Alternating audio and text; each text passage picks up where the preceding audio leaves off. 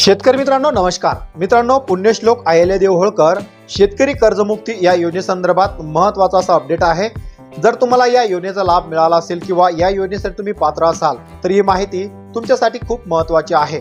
तर हा व्हिडिओ सुरुवात करण्याआधी तुम्ही चॅनलवर नवीन आला असाल चॅनलला सबस्क्राइब करून ठेवा, असेच महत्त्वाचे व्हिडिओ तुम्हाला फ्रीमध्ये भेटत राहतील। आता कर्जमाफी संदर्भात काय महत्त्वाचा अपडेट आहे तर चला व्हिडिओ सुरू करूया।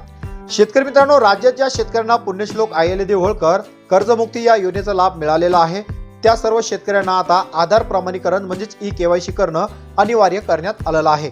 हे आधार प्रमाणीकरण जर केलं नाही तर तुम्हाला या योजनेचा लाभ मिळणार आहे। ज्या शेतकऱ्यांनी आधार प्रमाणीकरण केलं त्या शेतकऱ्यांच्या खात्यात ही रक्कम जमा केली जाणार आहे। मग आता आधार प्रमाणीकरण कुठं करायचं आणि कसं करायचं याची संपूर्ण माहिती स्टेप बाय स्टेप समजून घ्या। शेतकरी मित्रांनो, हे प्रमाणीकरण करण्यासाठी तुमच्याकडे दोन मुख्य असे पर्याय आहेत। पहिला पर्याय म्हणजे तुमची संबंधित जी बँक आहे, ज्या बँकेचं तुम्ही कर्ज घेतलेलं आहे त्या बँकेमध्ये जाऊन तुम्ही आधार प्रमाणीकरण करू शकता।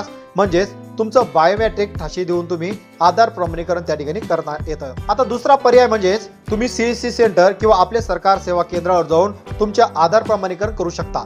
तर आधार प्रमाणीकरण तुम्ही त्या ठिकाणी दोन प्रकार करू शकता, एक बायोमेट्रिक ठसे देऊन आणि दुसरं म्हणजे OTPच्या सहाय्याने। आता तुम्हाला आधार प्रमाणीकरण करायचं आहे तर यासाठी काही महत्त्वाची कागदपत्र तुमच्याकडे असणं गरजेचे आहे। ती महत्त्वाची कागदपत्र म्हणजे तुमचं जे आधार कार्ड आहेत, जे ओरिजिनल आधार कार्ड आहेत हे तुमच्याकडे असणं गरजेचं आहे। त्याचबरोबर तुमच्या आधार कार्डला जोही मोबाईल नंबर लिंक असेल तो मोबाईल नंबर सुद्धा किंवा तो मोबाईल सुद्धा तुमच्या सोबत असणं गरजेचं आहे, कारण त्या मोबाईलवर एक OTP येईल, तो OTPच्या सहाय्याने तुम्ही आधार प्रमाणीकरण करू शकता। आणि तिसरं म्हणजे तुमचं बँक पासबुक किंवा तुमच्या कर्जाची जी कर्ज खात्याची जी माहिती आहे ती माहिती तुमच्याकडे असणं गरजेचे आहे।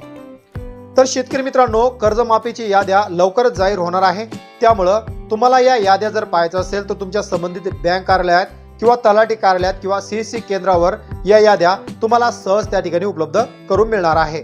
तर अशा प्रकारे ही सर्व कागदपत्र घेऊन तुम्हाला तुमचं आधार प्रमाणीकरण करायचं आहे। त्यानंतरच तुम्हाला कर्जमाफीची रक्कम तुमच्या खात्यामध्ये वर्ग करण्यात येणार आहे। तर ही महत्त्वाची माहिती तुमच्या इतर शेतकरी मित्रांना नक्की शेअर करा आणि अशा शेतीविषयक तसेच शासकीय योजनेच्या अपडेट्ससाठी आपल्या चॅनलला आत्ताच सबस्क्राइब करून ठेवा।